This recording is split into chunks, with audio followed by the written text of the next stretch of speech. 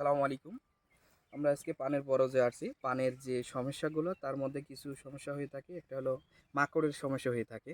আসলে মাকড়ে যে সমস্যা করে থাকে দেখেন পাতাটা হলো সবুজ। এই হুম, সবুজ অংশের ভিতরে দেখেন আপনার হলুদ হলুদ দাগ। হলুদ, হলুদ ভাব। কি কারণে? এই মাকড়ের কাজ হলো পাতার নিচে বসে রস চুষে খাবে।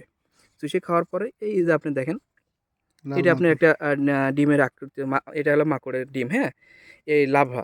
এইটা আপনার আস্তে, আস্তে যখন ক্ষতির দিকে আসবে তখন দেখেন এই পাতাটা কিন্তু এরকম স্পট হয়ে যাবে ভিতরে। এটার জন্য আমাদের সেমকো কোম্পানির সমাধান আমরা দিয়ে থাকছি ব্রিঙ্কা।